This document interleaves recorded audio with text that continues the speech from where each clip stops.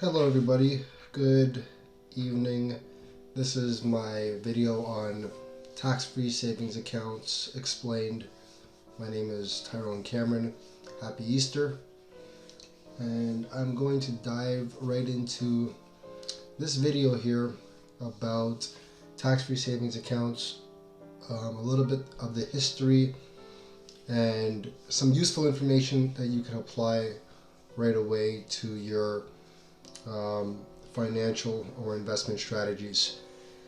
Let's see, if you're watching this on YouTube, please like this channel, subscribe to this channel. Like this video and subscribe to this channel, and don't forget to share it with someone who you think might get some value from the information that is here.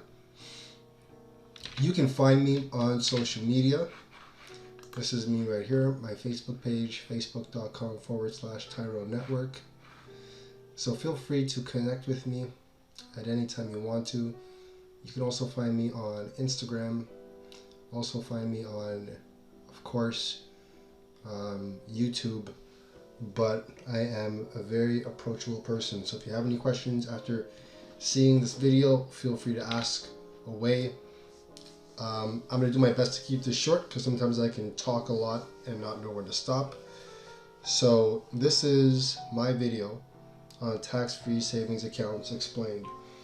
My objective through this video is going to be to share with you something that you may not have known already about tax-free savings accounts, or to give you some insight on a tool that you can use immediately in your life. I'm part of a group online. Shout out to my BTC group, hoping that a lot of the folks in there will get a chance to absorb the information and apply it right away to their day-to-day lives. Okay, so let's dive right into this. What are we going to cover? Tax-free savings account content, benefits of a tax-free savings account. We're going to cover contribution limits based on your age.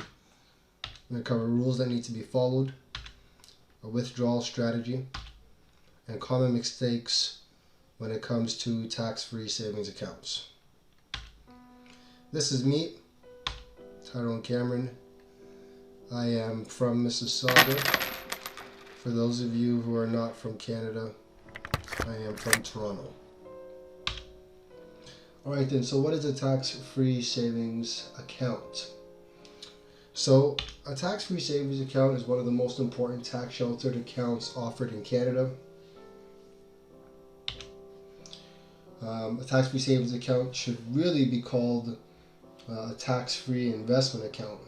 And that's because it is a registered account that allows you to hold not only savings, but also equities like stocks, mutual funds, GICs, bonds, and ETFs.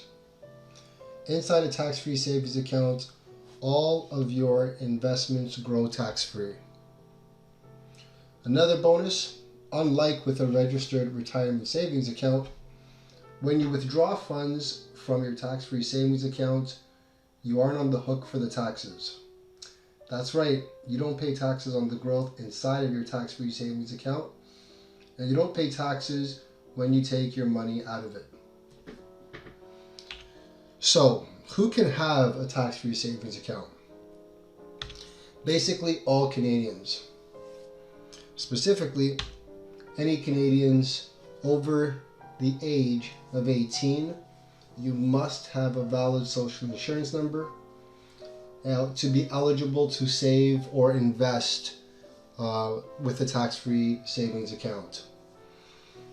Something also important to mention is that you can open up one of these accounts with any of the 5 major banks in Canada: TD Bank, RBC, CIBC, Scotiabank, Bank of Montreal. You also, again, have to have a social insurance number to be able to have a tax-free savings account. Now, how much can I invest inside of a tax-free savings account? So the annual maximum contribution room is determined by the federal government. If you're asking specifically what's the catch when it comes to the benefits of a tax-free savings account, well, there isn't one unless you count the yearly limit for the amount of money you can deposit into the tax-free savings account. Although it is important to mention that that limit does grow annually. Each year, the federal government, they announce what the annual maximum contribution is. So for 2020, the amount is $6,000. If you miss a year or you don't contribute the maximum amount, your unused contribution room gets rolled over into future years. So if you've turned 18 before 2009, the first year tax-free savings accounts were made available. Your current lifetime maximum contribution room is $69,500. When you withdraw money from your tax-free savings account, the exact amount becomes available to you to contribute as of the next year, calendar year. So let's say you withdraw $4,000 this year to fund a minor home renovation. In 2021, you'll be able to contribute that year's announced maximum plus the $4,000 you withdrew in 2020. So I'm going to have a couple examples of this as we go through the presentation. So, understanding contribution room. $5,000 was eligible for contribution room for each year from 2009 to 2012. $5,500 was available for the years of 2013 and 2014. $10,000 was made available in the year of 2015. $5,500 for each of 2016, 2017, and 2018. And $6,000 for the year 2019 and the year 2020. So this contribution room chart, what it does is it illustrates to you, based on your year of birth, how much contribution room you'd be eligible for in your tax-free savings account. So if you were born in the year 2002, you're 18 years old, you're eligible to contribute $6,000. If you're born in 1996, you're 24 years old, you're eligible to contribute up to $44,000. If you are over the age of 29 plus, that gives you the amount of $69,500. It's a little off here on the chart, but I think you guys know exactly what it is that I mean. So your birth year is going to be a factor in your total contribution room for your tax-free savings account. So this is a great reference point for any person who may have, children that are over the age of 18, or if you're doing this for yourself, have a good indication of how much you're capable of contributing into your tax-free savings account based on the year that you were born and based, of course, on when this financial tool was introduced into the Canadian market. So what should I use my tax-free savings account for? So the great thing about a tax-free savings account that's particularly helpful for young people with short-term savings goals is that you can withdraw the money at any time without getting dinged or taxed in any way. And that's pretty sweet. So if you opened up a tax-free savings account in 2009, of course, based on the previous chart, you'd have an indication of how much you can contribute to that account based on the current year, based on your age, and based on your financial circumstances. Now personally, I bought mutual funds years ago with a very small automatic contribution. It worked out to be about $50 a month, and this just got me into the habit of contributing to this type of account. And I felt good knowing that I was doing something.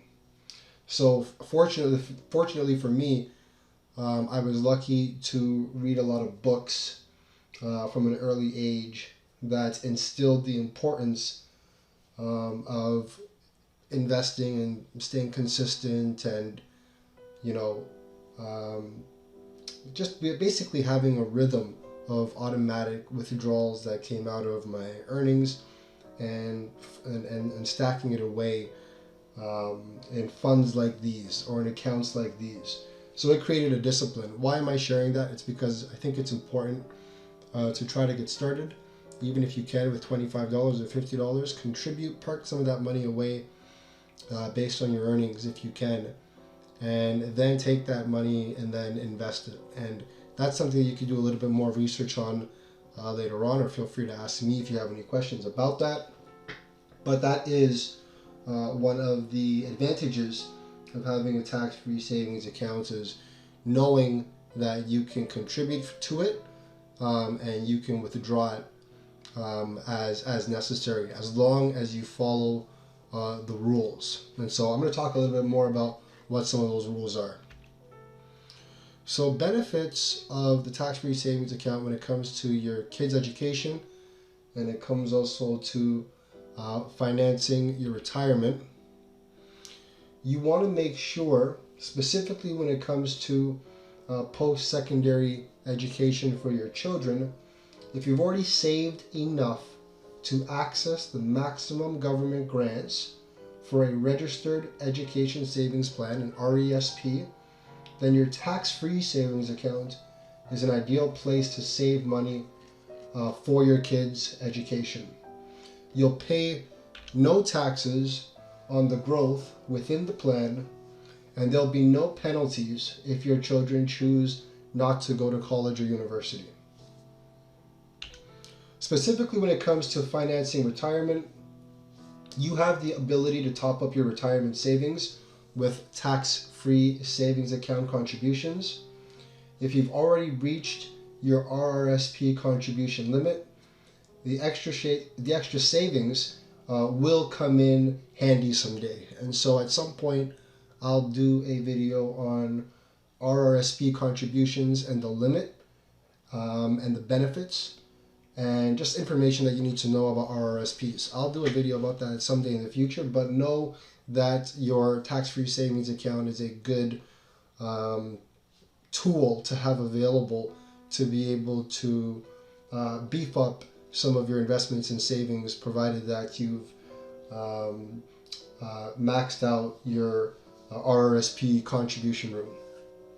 So if you retire early, you may not yet be eligible to receive government or workplace pensions, and so you may not want to start withdrawing income from your registered retirement savings plan. Your tax-free savings account is an ideal way to bridge the gap, and this of course is important.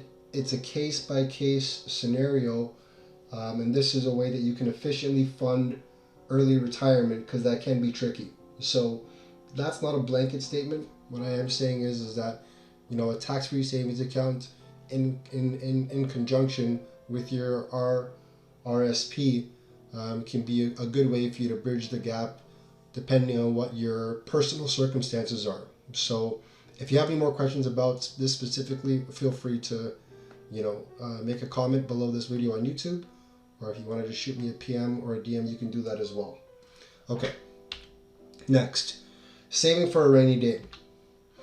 Now, we live in an uncertain world right now. Most of us are at home due to this pandemic, and a tax-free savings account is an ideal way for letting you put aside money in good times and be able to withdraw it with tax-free investment growth in bad times. So, for example, you can use your tax-free savings account in cases where you've lost your job or your income is otherwise interrupted.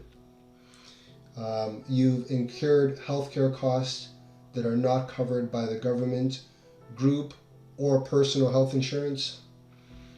Your home may happen to need emergency repairs or renovations. or your old car unexpectedly gives up the ghost and ultimately needs to get replaced. So you can use your tax-free savings account to save for a rainy day. Again, you're not penalized for your withdrawals. However, there are some financial implications that are important that I'll outline later on. Now, the tax-free savings account, it gives you a lot of flexibility, and I do want to comment on a bit of a strategy when it comes to withdrawals. So, other ways that the tax-free savings account are flexible. You can refill your tax-free savings account. So, unlike RRSPs or RESPs or any other registered accounts, your tax-free savings account contribution limit isn't a one-time thing. So suppose, for example, you've contributed the maximum to your tax-free savings account this year, but then you need to withdraw $10,000. Remembering, of course, that there's no tax on the withdrawal, whether you're withdrawing principal, interest, or investment growth.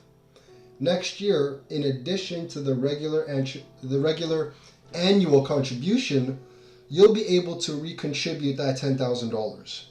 So just don't try recontributing in the same calendar year that you took it out, if you've already used up this year's contribution room. That might be a little bit confusing. So if you need to replay what I just said and start that from the top, you can. But essentially, if you're taking a withdrawal of $10,000 this year and you've already maximized your contribution room for this year, you can't put the 10 grand back into the tax-free savings account in the same calendar year. You've got to do it for the next year. So my withdrawal strategy that I'm recommending is to save your withdrawals for December if you can. So try to do it at the end of the year in December. And the reason why is so you don't have to wait to regain the contribution room. So you can check your contribution room by logging into your CRA account. This is your Canada Revenue Agency account. The amount is not up to date.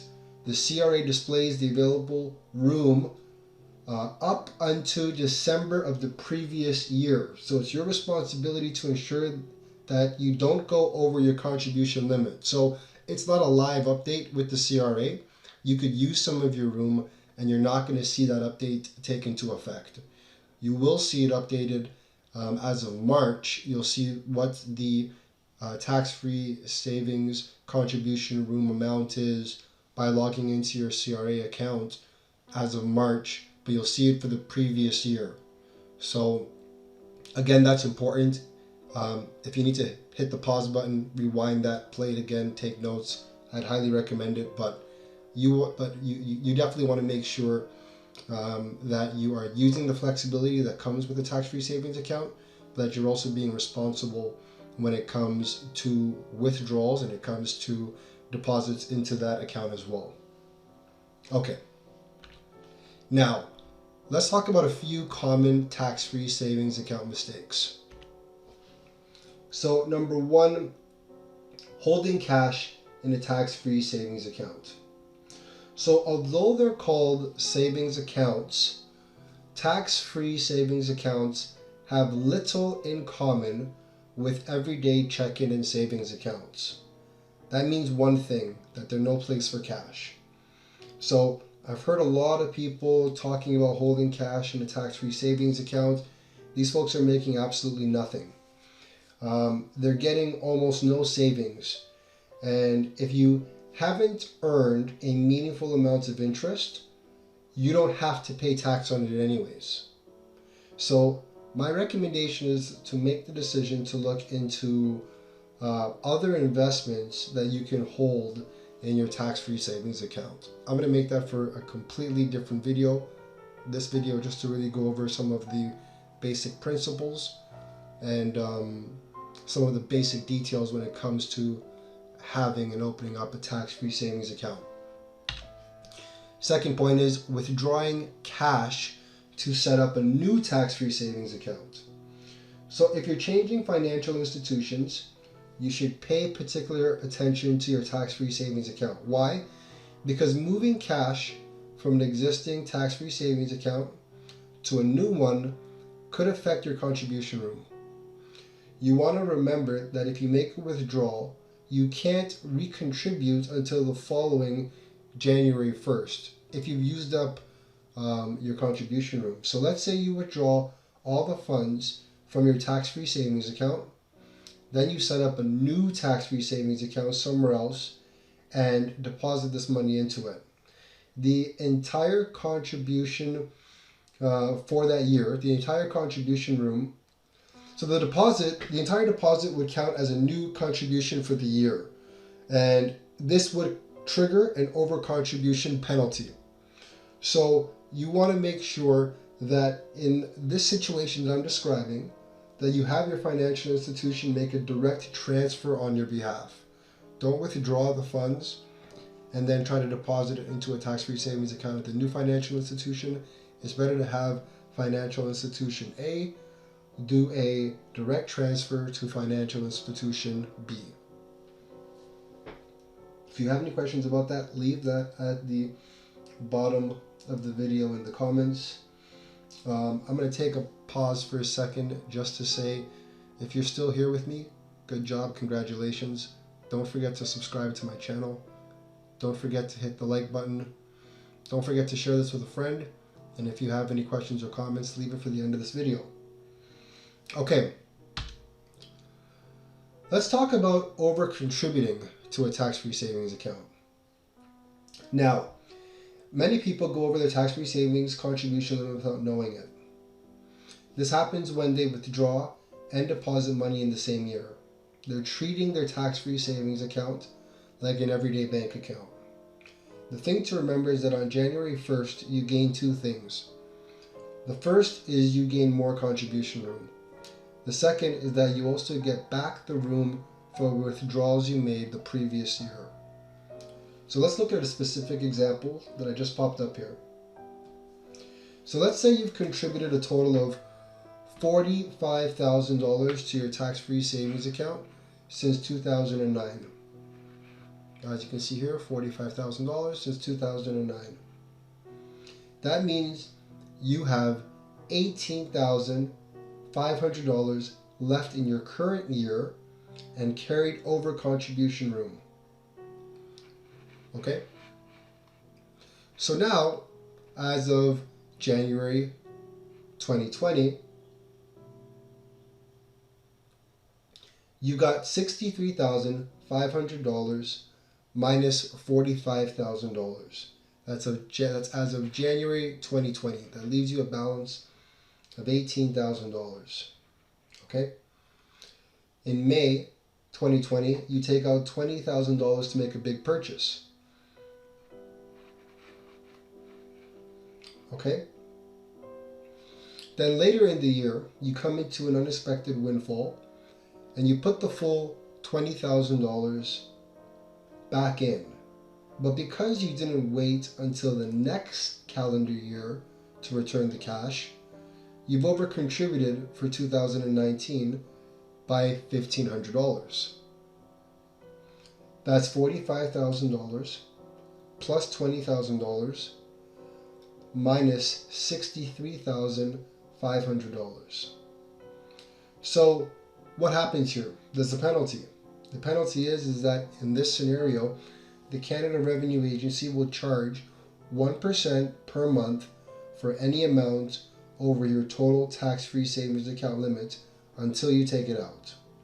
So in the example above, you'd pay approximately $15 a month, and it can take the CRA a few months to let you know.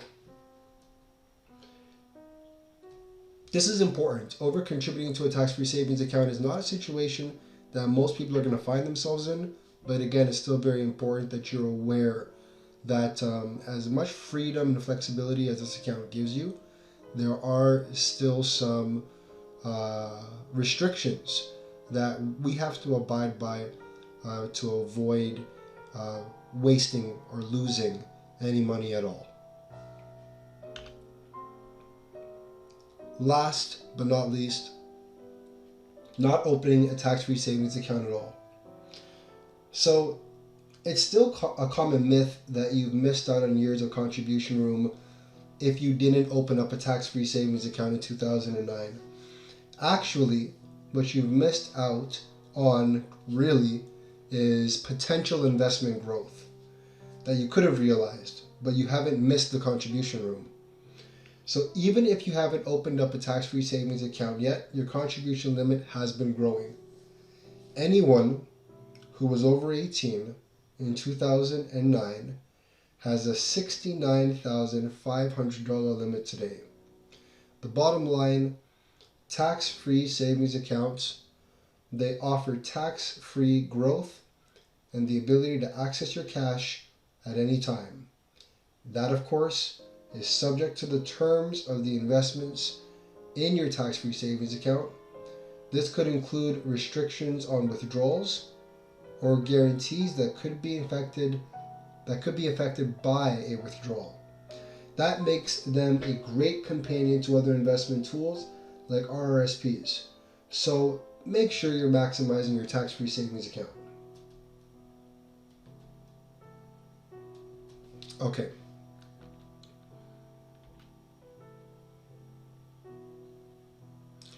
Alright, so that covers what I wanted to go over based on tax-free savings account. Short video, not too long. Hope you guys enjoyed what you watched.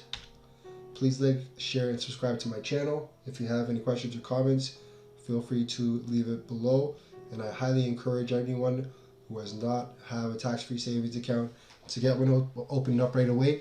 Start to contribute to your future, and share this video with anybody that you love or anybody that you think would benefit from learning about this information. Thanks for watching, everybody. Have a great day. Stay safe and take care.